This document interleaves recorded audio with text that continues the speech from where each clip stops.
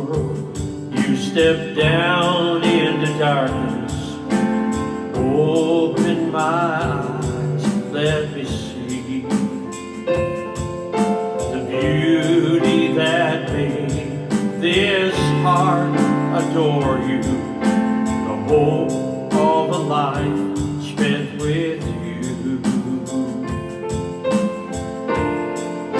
And here I am to worship, and here I am to bow down, and here I am to say that you're my God. You're altogether lovely, altogether worthy, altogether wonderful to me. King of all days, so highly exalted, glorious in heaven above. Humbly you came to the earth you created, and all for love's sake became poor. Here I am to worship, and here I am to bow down, and here I am to say that you're my God. You're altogether lovely, altogether worthy, altogether wonderful to me. I'll never know how much it costs to see my sin upon that cross. I'll never know how much it costs to see my sin upon that cross. Here I am to worship, here I am to bow down, here I am to say that you're my God. You're altogether lovely, altogether worthy, altogether wonderful to me.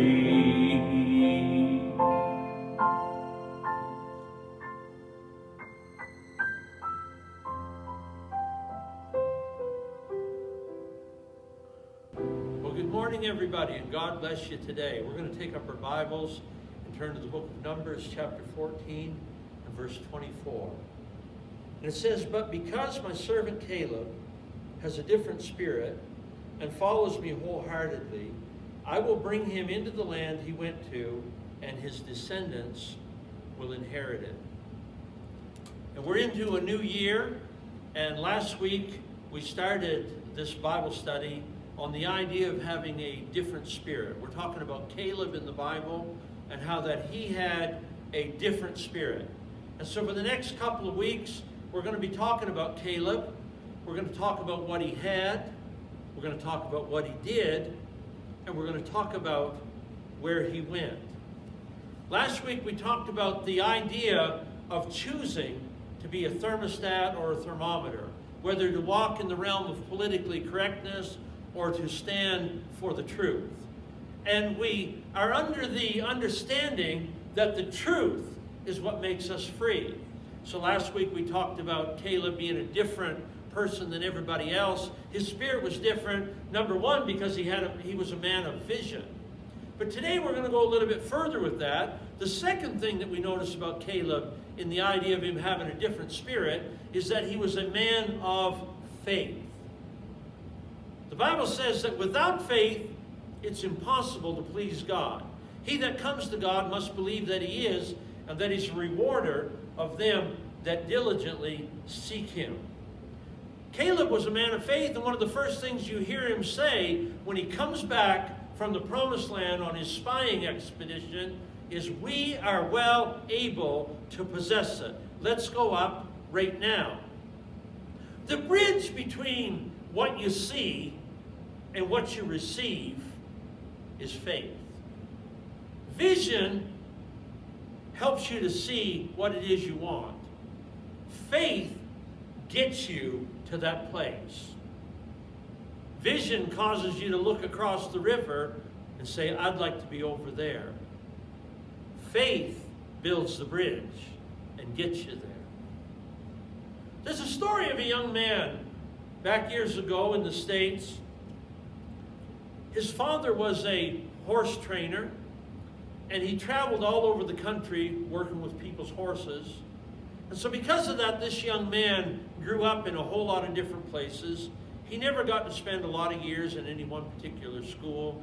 He kind of bounced around from place to place. His education was spotty at best.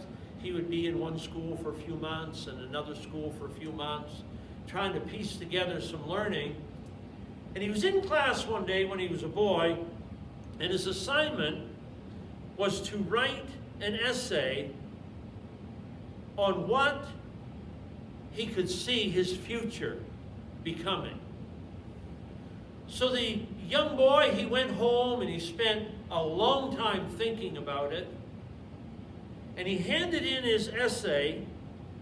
And in his essay, he talked about owning a couple hundred acres of land where he could raise horses.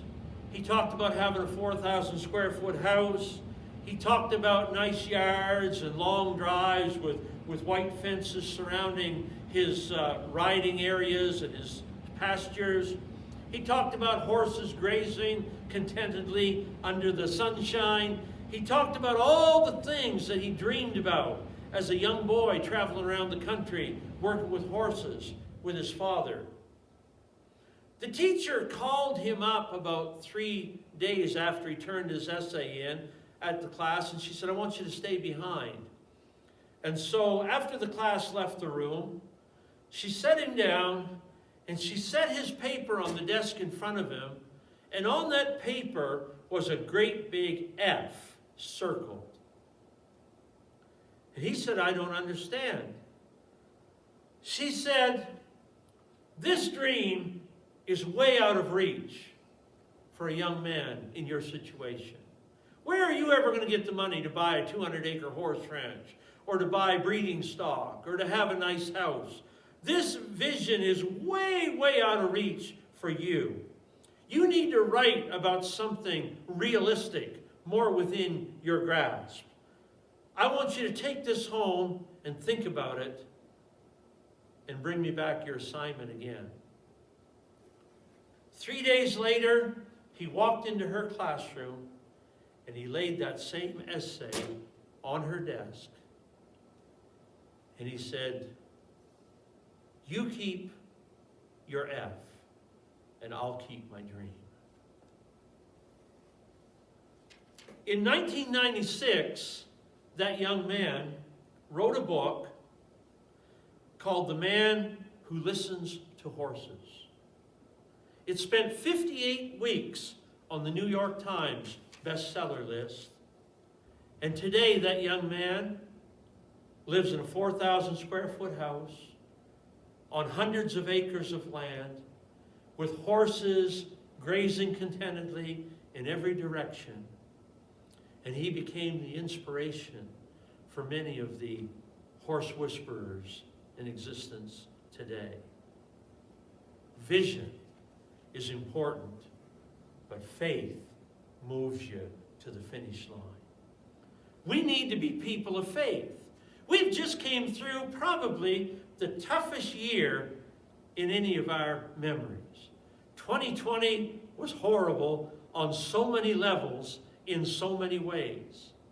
Yet in the midst of all of that, God has given us a unique opportunity to discover what's really important, what our priorities really ought to be, and to spend time with Him and seek His face. It has been a tough year, a year of losses, a year of tightening our belts, a year of struggles, a year of fear and worry, a year of lockdowns, a year of all kinds of crazy stuff. Everything from plagues to murder hornets to crazy election news. You just name it. Anything that was reported on was over the top last year. But we survived. And the wonderful thing is that you're tougher than you think. Your record so far for surviving bad days is 100%. And that's pretty good. You got through 2020, but this is 2021. And the Bible says that we're to forget those things which are behind and to start running with patience the race that is set before us. We need to look to Jesus, the author and the finisher of our faith, and believe that better days are coming.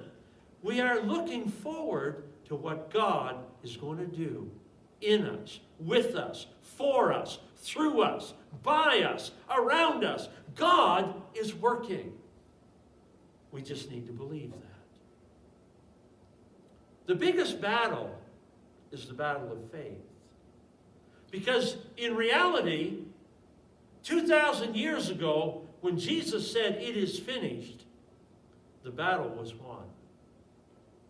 Our battle is the battle of faith. Our battle is believing that the battle is won.